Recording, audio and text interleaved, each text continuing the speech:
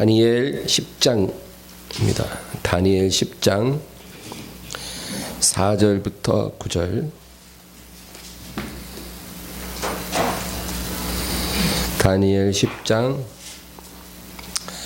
4절부터 9절까지 다 같이 읽습니다. 첫째 달 24일에 내가 히데겔이라 하는 큰 강가에 있었는데 그때 내가 눈을 들어 바라본즉 한 사람이 세마포 옷을 입었고 허리에는 우바스 순금띠를 띠었더라. 또 그의 몸은 황옥 같고 그의 얼굴은 번갯빛 같고 그의 눈은 횃불 같고 그의 팔과 발은 빛난 녹과 같고 소리와 같더라. 이 환상을 나 다니엘이 홀로 보았고 나와 함께한 사람들은 이 환상은 보지 못하였어도 그들이 크게 떨며 도망하여 숨었느니라. 그러므로 나만 홀로 있어서 이 큰 환상을 볼 때 내 몸에 힘이 빠졌고 나의 아름다운 빛이 변하여 썩은 듯하였고 나의 힘은 다 없어졌으나 내가 그의 음성을 들었는데 그의 음성을 들을 때 내가 얼굴을 땅에 대고 깊이 잠들었느니라. 아멘. 할렐루야. 우리 그리스도인들에게 있어서 롤 모델은 오직 한 분밖에 없습니다. 예수 그리스도. 예수님이 우리의 왕이고 우리의 신랑이고 그리고 우리의 목표고 소망이고 롤 모델이에요. 그러니까 우리가 일평생 닮아야 될 분은 예수님이십니다. 예수님 닮아가는 거예요. 더딜지라도 예수님 닮아가는 바로 가고 있는 거예요. 그런데 성경에는 예수님 말고 많은 신앙의 사람들이 나오잖아요. 예.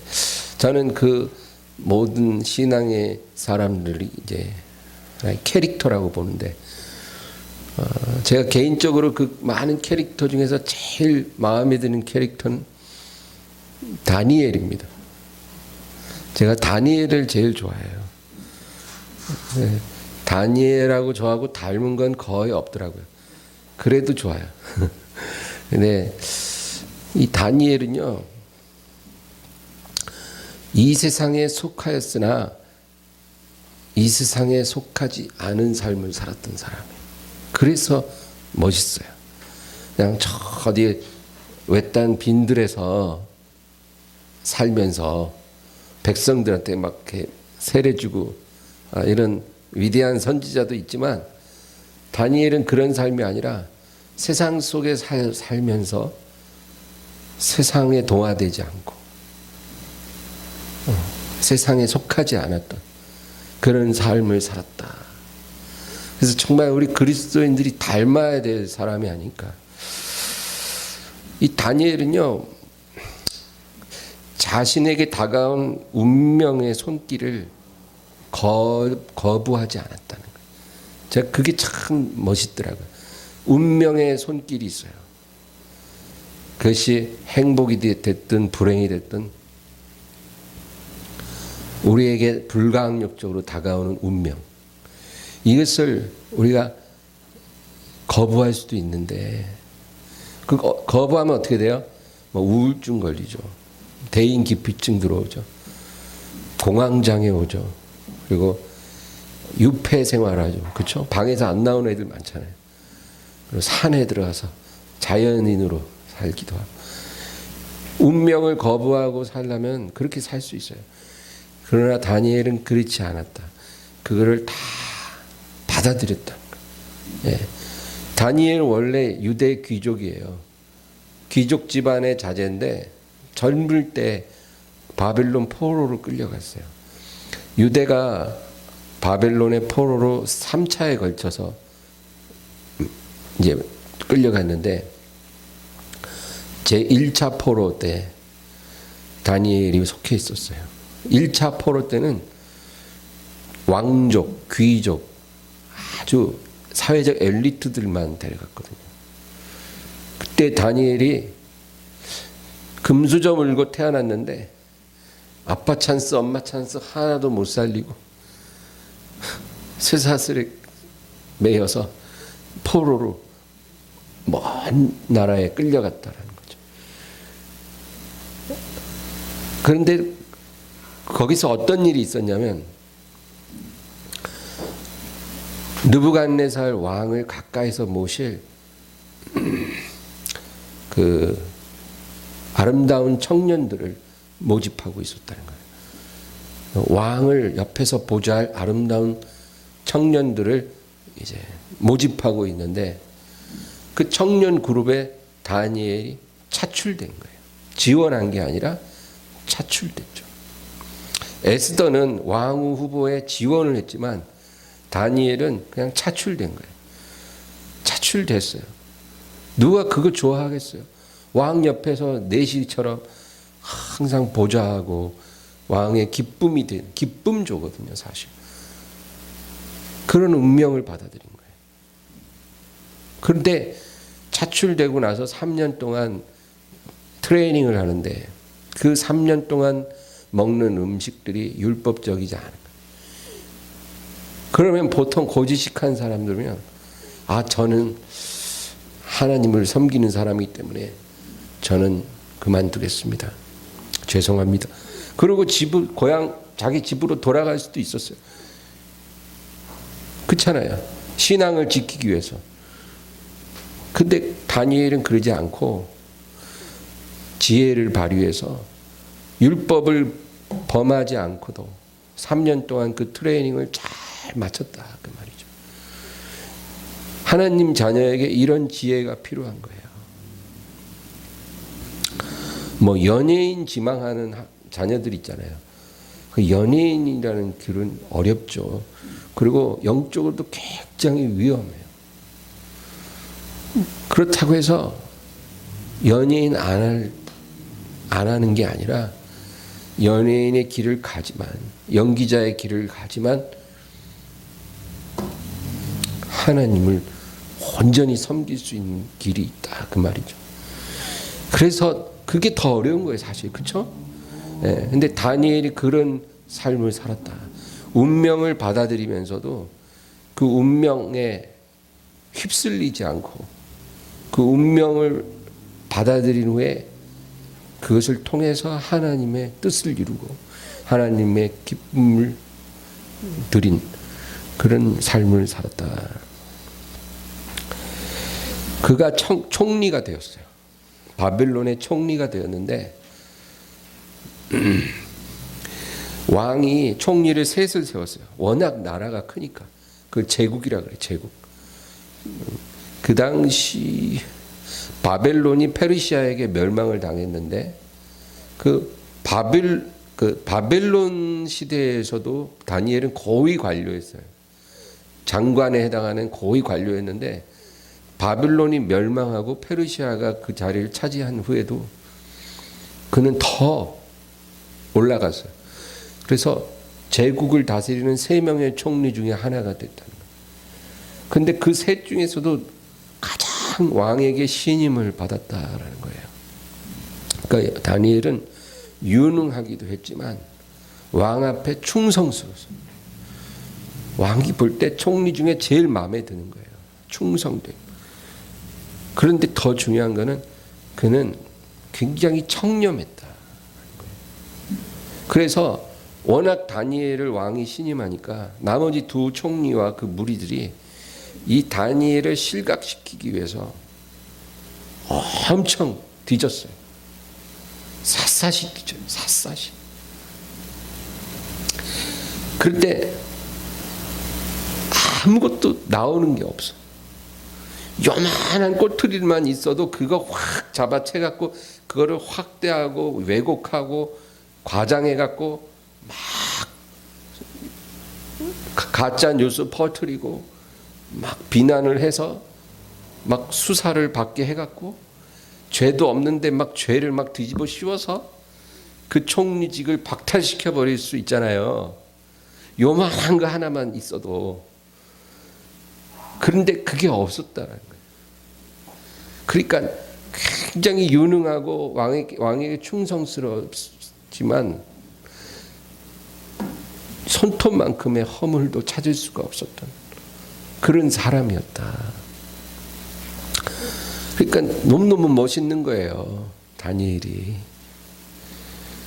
그래서 다니엘에게는 그를 넘어뜨릴 수 있는 유일한 길은 그가 갖고 있는 신앙이다. 이런 결론이 내려진 거예요. 그 원수들이 볼 때. 저 다니엘은 뭐 하나 걸리는 게 없으니까 그가 갖고 있는 그 이상한 신앙을 우리가 문제를 삼아야 되겠다. 왜냐하면 그 당시에 페르시아에는요, 많은 종교가 있었어요. 그런데 모든 종교들은 다 공통점이 다신교예요. 다신교. 그러니까 신이 여럿이 있고 그 모든 신을 다 인정하는 거예요. 그렇기 때문에 고대 제국에는 황제 숭배는 일반적인 거거든요. 황제도 신의 반열에 들어가요. 그런데 황제 숭배하는 게 어렵지 않아요. 자기들 종교의 신을 섬기면서도 황제를 신으로 섬길 수 있어요. 왜? 다신교니까. 인정하는 거예요. 근데 유독 여호와 하나님을 믿는 이스라엘의 종교는 유일신앙이에요. 하나님 외에 다른 신이 없어요. 그렇기 때문에 하나님께만 경배를 드려야지 살아있는 신인 황제가 됐든 어떤 신이 됐든 경배 대상이 될 수 없는 거예요. 그러니까 다니엘은 왕에게 충성된 신하지만 그 왕을 경배할 수는 없는 거예요. 그게 다니엘이 갖고 있는 그 여호와 유일신앙의 특징인 거예요. 하나님 외에는 인정하지 않는 거예요. 그 유별난 그 종교를 갖고 있기 때문에 이 대적들이 다니엘을 넘어뜨리기 위해서 그거 갖고 스토리를 만들어야 되겠다. 그래서 어떻게 해요? 알죠? 30일 동안 왕 이외에 어떤 신에게든지 절을 하면 사자굴에 던지는 왕의 조서를 작성하는 거예요. 왕은 아무것도 모르고 그냥 기분 좋은 거예요. 부하들이 왕의 권위를 가끔 한번 세워드려야 되지 않겠습니까? 앞으로 제국 안의 신민들은 30일 동안 어떤 신에게도 경배할 수 없고 오직 황제께만 경배를 하도록 조서를 내리시옵소서. 그리고 거기에 불응하는 사람은 지휘공과 막론하고 왕의 위엄을 보이기 위해 사자밥으로 그렇게 하셔야 될 줄로 아뢰옵나이다. 왕이 한 달 정도는 괜찮지. 그리고 도장을 칵 찍어준 거예요. 이제 걸린 거예요, 다니엘은. 그러면 보통 웬간한 사람들은 하나님 한 달만 제가 죄송합니다 이럴 거예요. 그렇죠? 근데 아랑곳하지 않았어. 아랑곳하지 않고 늘 하던 대로 하루 3번 예배를 드렸더라. 여러분 일주일 3번 여기 오는 거 아무것도 아니에요. 참. 하루 3번 딱 정한 시간 정말 어려워요. 저도 그거 아직 못해요. 솔직히 시간을 어겨 지키기가 힘들어. 나같이 성도도 별로 없는 개척교회 목사도 하루 3번 정해놓고 꼬박꼬박 하는 게 그렇게 어려운데 총리 얼마나 바빠요. 분 단위로 스케줄 관리를 해야 돼요. 그런데 하루 3번 꼭 자기 집에 와서 창문 열어놓고 예루살렘을 향하여 예배를 드렸어요.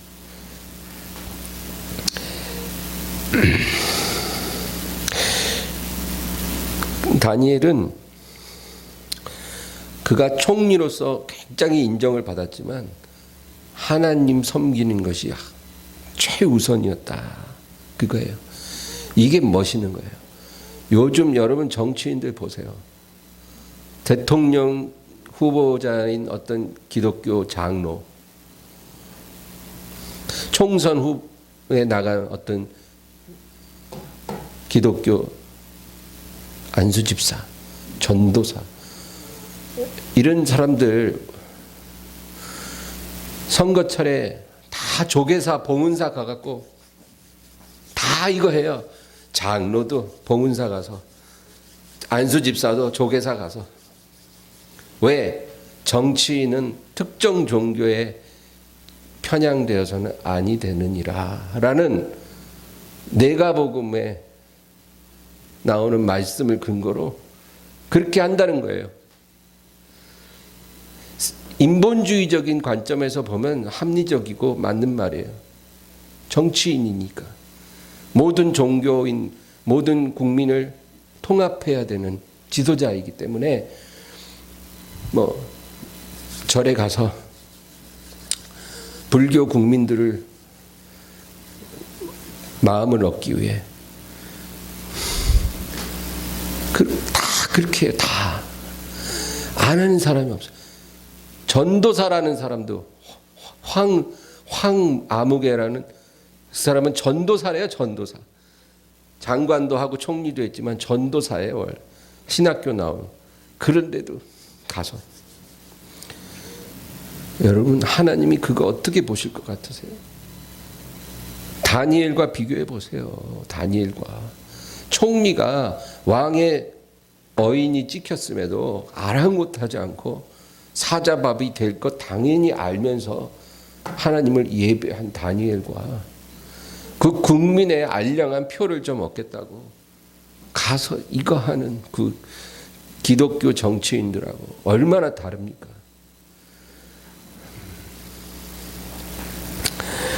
그래서 근데 오늘 제가 얘기하고 싶은 거는 오늘 우리가 읽은 본문 8절이 중요해요. 10장 8절.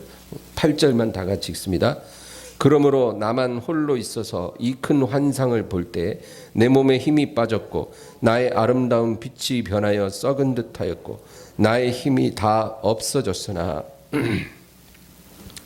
다니엘이 바사왕 고레스 3년이면 아마 제가 볼 때는 이제 이때는 총리에 재직할 때가 아니고 총리를 이제 그만하고 이제 전직 총리로 살아갈 때예요. 나이도 지긋하고 또 사회적으로 굉장히 존경받는, 그렇죠? 그런 사람이에요. 그래서 어디 강가에 산책 나가도 수행원들이 이렇게 따라가고 경호원들도 있고 그런 상황이에요. 그런데 강가에 나갔는데 환상 가운데 맞은편에 한 천사를 본 거예요. 그런데 그 천사가 나타났을 때 사람들은 천사를 보지는 못했지만 엄청난 충격을 받고 다 숨었다는 거예요. 그 상황이 아주 특별한 상황이에요. 근데 다니엘 눈에는 그 천사가 보여요. 이 천사는 천사들 중에도 굉장히 계급이 높은 아주 지위가 높은 천사가 다니엘에게 소식을 전하러 왔다는 거예요.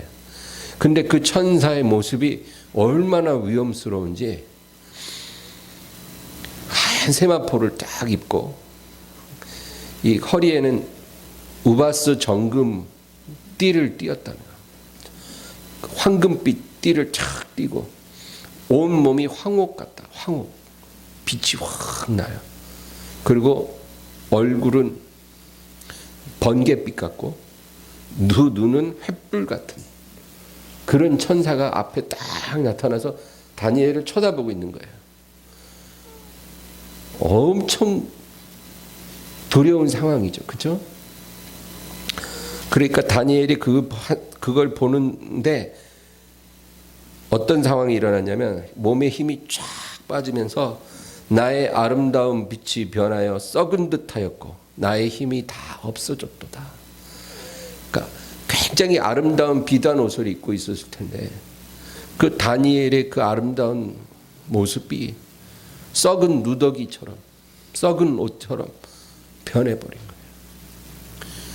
그 천사의 위험 앞에서 그 다니엘의 아름다움은 썩은 옷처럼 변해버렸어요. 다니엘의 이 표현을 한 게 정확한 거예요.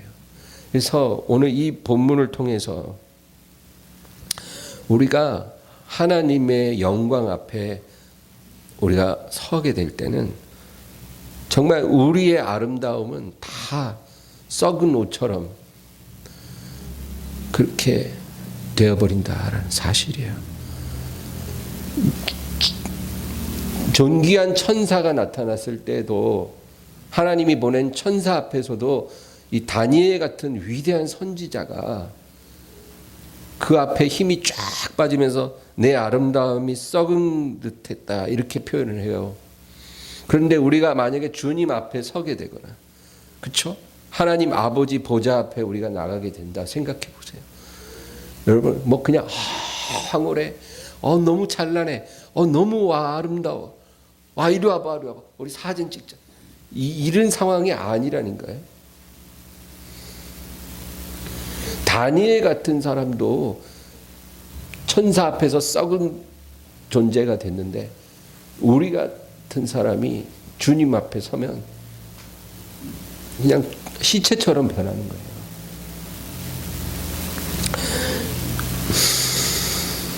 우리가 갖고 있는 어떤 인간적인 자부심, 일평생 우리가 쌓아 올린 우리의 어떤 삶의 영광들, 그런 것들 있잖아요. 어떤 목사님은 내가 60년 목회하면서 한 번도 내 양심에 거리끼는 일을 한 적이 없습니다. 할렐루야. 그러면 목사님 존경스러워요. 이렇게 굉장히 자부심 갖고 있는 목사님들도 있잖아요. 내가 40년간 사업하면서 한 번도 거짓말을 해본 적이 없이 사업했습니다. 그런데도 하나님이 은혜를 주셔서 이렇게 성공한 사업가가 되었습니다.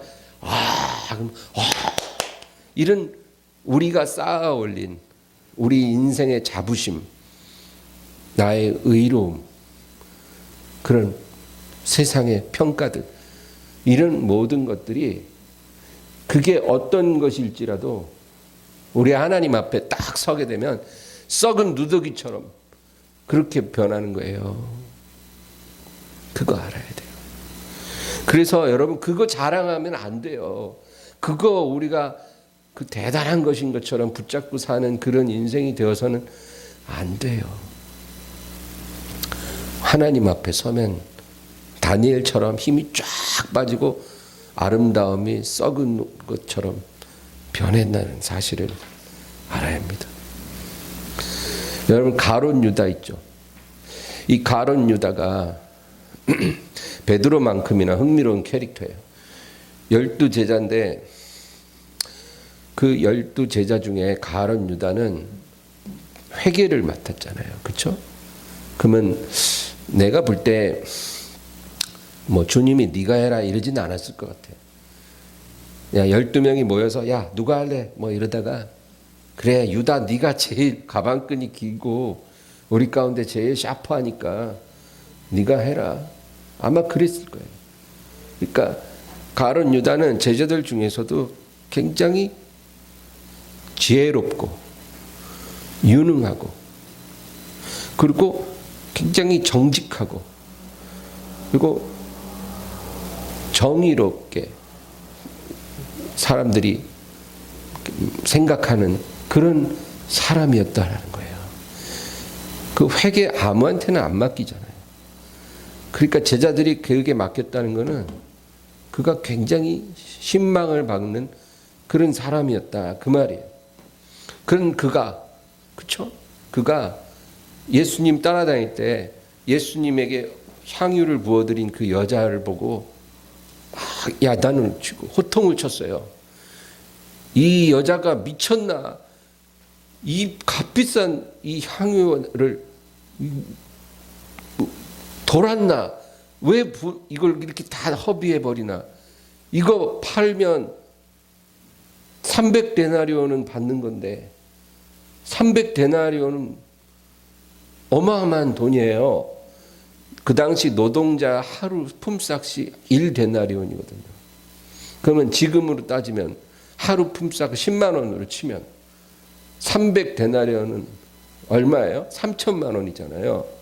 그러니까 그거 갖고 시장 나가면 3천만 원을 받을 수 있는 기름이에요. 그거를 3천만 원을 그냥 예수님 발에다가 확 부어드리고, 그러니까 가룟 유다가 막 고통을 쳐요. 이 여자가 왜 이런 짓을 하냐? 이거 팔아서 300데나리온 받아 헌금하면 이것 갖고 우리가 가난한 사람을 얼마나 많이 도와줄 수 있는지 알아. 지금 가난한 사람이 지천에 널렸고 밥 굶는 사람이 지천에 널렸는데 이 여자가 이 아까운 향유를 이렇게 허비해. 정신 있는 거야. 막 소통을 치고 여자를 야단친 거예요. 그러니까 제자들이 볼 때는 유다가 굉장히 정의롭고 참 가난한 사람들을 많이 생각하는구나, 그렇게 생각할 거 아니에요. 그러니까 유다는 제자들 중에서도 굉장히 포스가 있는 사람이었던 거예요. 그런 그가 은 30의 스승님을 팔아 넘긴 거예요. 몰래 은 30 받고. 있을 수 없는 거잖아요. 그런데 그가 나중에 후회했다 그래요. 뉘우쳤어요. 근데 이 뉘우쳤다는 거를 예수님을 파는 것을 뉘우친 게 아니라 자기가 이제까지 살아온 자기 스스로의 자부심이 너무 무너져 내리는 걸 느낀 거예요. 부끄러움을 느낀 거예요. 자기 스스로에게. 그래서 그 부끄러움을 못 이겨 목매달아 죽은 거예요. 예수님 판 것을 부끄러워한 게 아니라 자기가 쌓아 올린 자신의 그 이미지가 이 은 30으로 와르르 무너진 것이 부끄러워져서 그냥 목을 맨 거예요. 여러분, 자기 자신의 이미지의 탑을 막 이렇게 쌓아 올린 사람들은 결국 다 무너져요. 그게 바벨탑이에요. 바벨탑. 높아지는 것은 하나님이 하시는 일이에요. 동에서나 서에서나 남에서나 북에서 말미암지 않고 여호와 하나님께로다. 무슨 일이? 대저 높이는 일이. 그런 말씀이 있잖아요. 그러니까 하나님이 높아져야 높아지는 거지, 자기 스스로 높이는 건 그거는 바벨탑이에요. 바벨탑은 어느 순간 무너지는 거예요. 그래서 예수님이 오른손이 하는 일을 왼손이 모르게 하라고 하는 거예요. 왜? 오른손이 하는 일을, 야, 봐라 너희들, 내가 이제 오른손으로 50만 원을 저 가난한 사람에게 주었노라. 이렇게 나팔을 불고 구제를 하면 자기 이미지가 좋아지잖아요. 그걸 위험하다는 거예요. 그렇게 살면 무너지는 거예요. 그러니까 너희는 오른손이 하는 일을 왼손이 모르게, 하나님만 알게, 은밀한 중에 보시는 하나님만 알고 사람은 모르도록 해라. 그러면 탑이 안 쌓아지죠. 그러면 우리가 안전한 거예요. 하나님이 우리를 인정해 주시고 높여야 그게 제대로 된 거지, 우리 스스로 높여지면 무너진다. 그래서 오늘날 유명한 목사님들, 대형 교회들 조심해야 돼요. 무슨 하나님의 일을 할 때 오른손이 하는 일을 왼손이 모르게 해야 돼요. 그게 주님 뜻이에요. 뭐 라면 한 박스 주더라도 사진 없이는 안 줘요. 사진 찍어야 줘요. 그게 뭐예요? 은밀하게 좀 하면 안 돼? 요즘에요, 참 그게 문제예요. 여러분, 우리나라 대한민국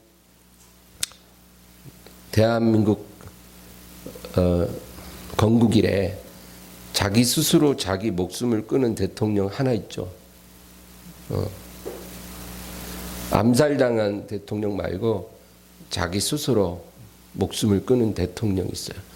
그 대통령이 굉장히 인기 있었어요. 근데 왜 그렇게 죽었을까요? 그 대통령 퇴임 후에 수사를 했는데 그 대통령 부인이 기업가로부터 억대에 해당하는 시계를 선물로 이제 받았다라는 거죠. 근데 처음에는 이제 그거를 부인하다가 그것이 나중에 이제 사실이 된 거예요. 그러면서 여러 가지로 조사를 받는 중에 그 대통령이 자살을 한 거예요. 근데 그 대통령은 그 사람들이 어떻게 알고 있냐면 굉장히 정의롭고 순수하고 그리고 사심 없고 소박하고 그리고 청렴한 그런 대통령으로 사람들이 알아주는 사람이에요. 자신의 캐릭터를 그렇게 쌓아 올린 사람이에요. 평생 동안. 그런데 그것이 어느 순간 훼손된 거예요. 그게 무너진 거예요. 그러니까 갈 곳이 없어. 그래서 그분이 자살한 그날 아침에 그 사택에 자신의 서재 그 컴퓨터로 자신의 마음을 타이핑을 했어요. 유서처럼. 그날 아침에. 그거에 뭐라고 써있냐면 마음이 너무 괴롭다. 잠을 잘 수도 없고 책을 볼 수도 없고 숨을 쉴 수가 없다. 그렇게 기록해. 숨을 쉴 수가 없다. 그러고는 그 투신한 바위산에 올라가서 뛰어내린 거예요. 자신의 아름다움을 스스로 쌓아 올린 인생은 그렇게 한순간 무너져요. 우리 얼마 전에 서울시장의 역대 최장 10년 동안 하는 한 분 계셨죠. 그분 스스로 자살했잖아요. 그분도 비슷해요. 그분은 인권 변호사예요. 인권 변호사. 그러니까 비즈니스를 하는 변호사가 아니라 돈 벌기 위해서 변호인이 하는 게 아니라 인권을 위해서. 그래서 예전에 부천 경찰서 그 권인숙 성고문 사건, 그 사건의 피해자를 정말로 헌신적으로 그 변호해주고 그 피해자의 고통을 끌어안고 그 피해자가 당한 그 성폭력을 고발하는 그런 변호사였어요. 그리고 우리 사회에 아주 유명한 그런 성폭력 사건에는 그분이 변호사로 때로는 수임료도 안 받고 그 성폭력에 희생된 여성들의 그 고통을 치유하기 위해서 변호 활동을 평생을 해온 분이에요. 그러니까 그런 분이 시장으로 재직하면서 자신의 비서에게 성폭력을 행사했다는 거예요. 성추행을 했다는 거예요. 그분을 대해서 잘 아는 사람들은 믿지를 못해요. 그 사실을. 그럴 수가 없다. 그분이 어떤 분인데 그런 죄를 그건 아니다. 그런데 거의 사실로 다 드러났고 그리고 그분이 결국 산에 가서 목매달았어요. 그런데 유서를 남겼는데 피해자의 사과하는 말은 없었어요. 그러니까 자신이 저지른 죄에 대해서 참회하는 마음으로 죽은 것이 아니고 자신이 쌓아 올린 그 자신의 이미지, 평생 쌓아 올린 그 이미지가 한순간에 무너진 거에 대한 괴로움으로 죽은 거예요. 그 대통령 죽으신 분이 숨을 쉴 수가 없다 그랬는데 아마 그 시장님도 숨을 쉴 수가 없었을 거예요. 그래서 무너지는 거예요. 여러분 이런 사건들이 우리에게 주는 메시지가 있어요. 우리 스스로 바벨탑을 쌓아서 우리를 높이는 거는 그는 무너지기 위해서 그렇게 하는 거예요. 무너지게 돼 있어요. 하나님이 무너뜨려요. 그래서 주님이 오른손이 하는 일을 왼손이 모르게 해라. 너를 높이지 마라. 높이지 마라. 네가 가난한 사람을 구제한 돈을 다 모아서 빌딩 하나를 살 수 있을 만큼 그렇게 많은 구제를 했다 해도 할 수만 있으면 그거를 사람들이 모르게 해라. 하나님만 아시게 해라. 사람들이 다 알게끔 해갖고 너를 탁 높여주고 너를 인정해주고 그렇게 했다가는 너는 무너지게 될 것이다. 그거예요. 그거 우리 그리스도인들도 아주 명심해야 돼요. 뭐 쌀 나눠주고 라면 나눠주고 뭐 교회에서 뭐 하고 뭐 사진 찍고 뭐 신문 내고 이거 하나님 기뻐하지 않아요. 모르게 해야 돼요. 얼마 전에 대통령 부인이 수해 현장에 갔어요. 수해 현장에 가서 몰래 가갖고 허름한 옷을 입고 모자 푹 뒤집어 쓰고 사람들 사이에서 막 그 꾸정물 막 퍼내고 막 이러고 있는데 그거를 어떤 사람이 우연히 발견해서 영부인 사진을 딱 찍었다는 거예요. 여러분 근데 그거 다 설정인 거 아시죠? 다 설정이에요. 처음부터 그런 스토리를 딱 기획을 하는 거예요. 그래서 그걸 이렇게 우연인 것처럼 그러면 영부인께서 너무 훌륭하십니다.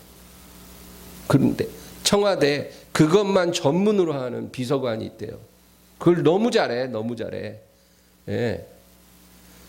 질병관리본부 본부장인 어떤 여자를 이제 장관 차관급으로 승진을 시키는데 원래 장차관 임명장은 청와대에 와서 받아야 되는데 그렇게 안 하고 대통령이 그분 계신 곳으로 가서 임명장을 주는 거예요.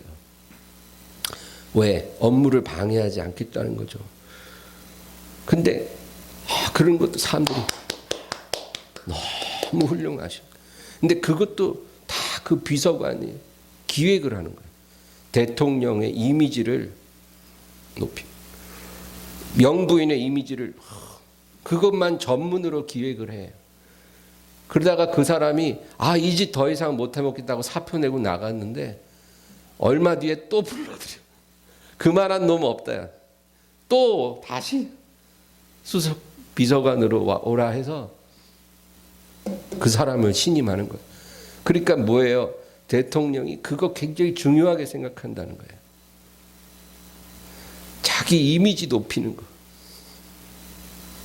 자기가 임명한 검찰총장 자기 손으로 해임하기가 어려우니까 스스로 그만두길 기다리는데 안 그만두니까 아주 그냥 힘들어. 이미지 상하지 않으려고 스스로 그만두길 기다리고 있는데 저게 말도 안 들어. 오늘 제가 이상하게 정치 얘기를 좀 하네요. 정치 얘기를 하려는 게 아니라 우리 인생이 그렇게 어리석은 바벨탑을 쌓았다가는 와르르 무너진다. 그 얘기를 하고 싶은 거예요. 저는 목회자들도 조심해야 돼요.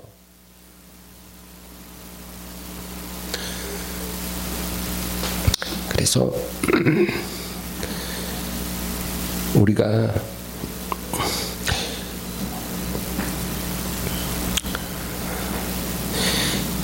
우리 안에 쌓아 올려오던 이 바벨탑이 있다면 그거 다 무너뜨려야 돼. 오늘 결론입니다.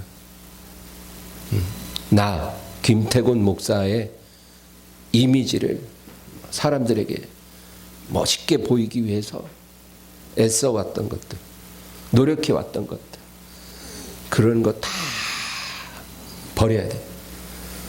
다 무너뜨려야 돼. 아주 그라운드 제로처럼 만들. 오직 우리 안에 있는 의는 예수님이 토대가 돼야 되지 나의 의로움이 되어서는 안 된다. 예수님만 내 안에 계신 그분만 의로우시고 그분만 영광받고 그분의 이름이 높아지고 그분의 아름다움이 나타나져야 되는 거지. 김태곤 목사라는 한 사람이 사람들에게 인정받고 존경받고 훌륭한 목사야. 저분이야말로 요즘 시대에 볼 수 없었던 참 놀라운 목사님이야. 이렇게 사람들이 인정해 준다 하는 그런 거는 용납해서는 안 된다. 그 얘기예요. 여러분에게도 마찬가지예요. 바벨탑은 무너집니다.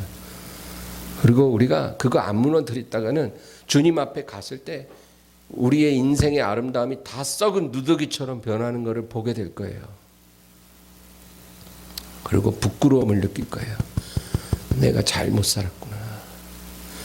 정말 내가 자부심 갖고 칭찬 듣고 살아왔던 내 인생이 이렇게 썩어 빠진 누더기 같은 거였음을 내가 몰랐구나. 오직 주님만이 아름다우신 분이었구나. 그거를 우리가 나중에 다 알게 될 겁니다. 그러므로 이 세상 사는 동안 바벨탑을 쌓지 말고 주님만을 높여드리는 저와 여러분이 되기를 주의 이름으로 축원합니다. 우리 말씀을 생각하면서 간절히 기도합니다. 주여, 주여, 주여.